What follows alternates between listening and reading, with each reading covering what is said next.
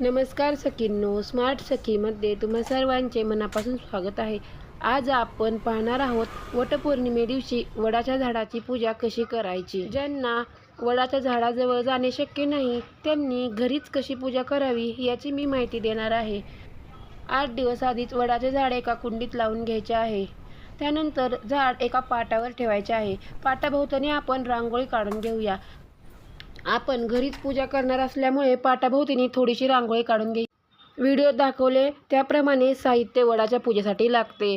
वेगवेगळ्या प्रकारची 5 फळे पूजेमध्ये नसली तरी देखील चालतील, परंतु आंबा मात्र हवाच. या पूजेमध्ये जांभळाला देखील विशेष महत्त्व आहे. ते देखील भेटले तर पाहायचे. मला ते भेटलेले नाही. त्यानंतर हे ताटात भरलेले बाकीचे सर्व साहित्य, त्यावर मी एक पूर्ण व्हिडिओ बनवला आहे, तो मी उद्या अपलोड करणार आहे. चला तर पूजा करून घेऊयात. सर्वप्रथम आपण रांगोळीवर थोडेसे हळदी कुंकू टाकून घेणार आहोत. त्यानंतर दिवा प्रज्वलित करणार आहोत. कुठलीही पूजा करण्याआधी दिवा प्रज्वलित करून घ्यावा लागतो.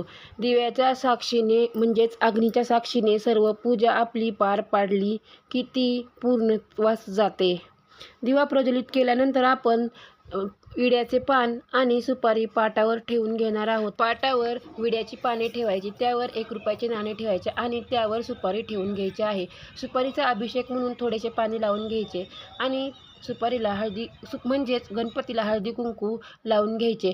थोड्याशा अक्षता व्हायच्या, अगरबत्ती लावून घ्यायची आहे. त्यानंतर गुळ खोबऱ्याचं नैवेद्य आपण गणपतीला दाखवणार आहोत आणि गुलाबाचे एक फूल गणपतीला वाहणार आहे.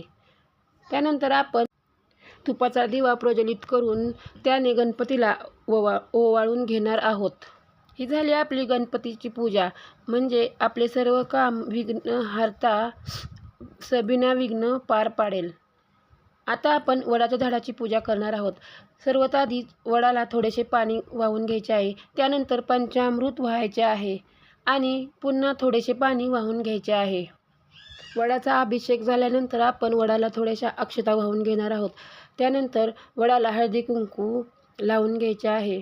वडाला हळदी कुंकू लावले की आपल्याला देखील लावून घ्यायचे आहे. त्यानंतर आपण वडाला फुले वाहणार आहोत. कोणत्याही प्रकारची 1-2 फुले वडाला व्हायला घेऊन यायची आहेत. त्यानंतर आपण वडाला वस्त्रमाळ वाहणार आहोत.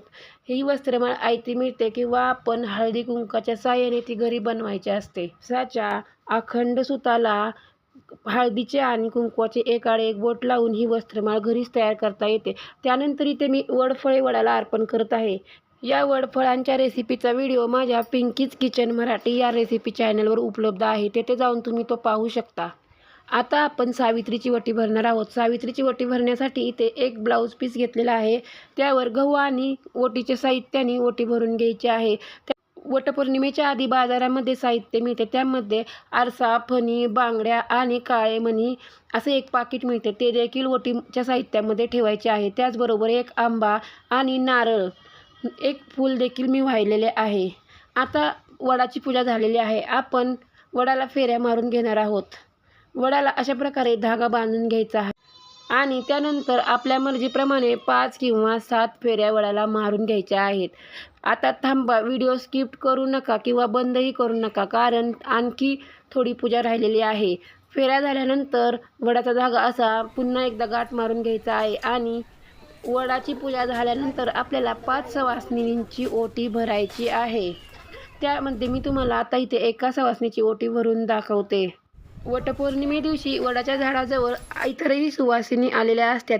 त्यातील 5 जणींची ओटी आपण भरायची आहे. सुवासिनीची ओटी भरताना आधी हळदी कुंकू लावून घ्यायचे आहे. त्यानंतर गहू आणि आंबा याने सुवासिनीची ओटी भरायची आहे. गव्हामध्ये थोडेसे खोबरे खारका हे देखील घालायचे आहे. अशा प्रकारे एकमेकींची ओटी भरून नंतरच घरी जायचे आहे. व्हिडिओ आवडला असल्यास व्हिडिओला लाईक करा. अशाच प्रकारचे धार्मिक व्हिडिओ पाहण्यासाठी चॅनलला सबस्क्राईब नक्की करा. व्हिडिओ शेवटपर्यंत बघितल्याबद्दल मनापासून धन्यवाद.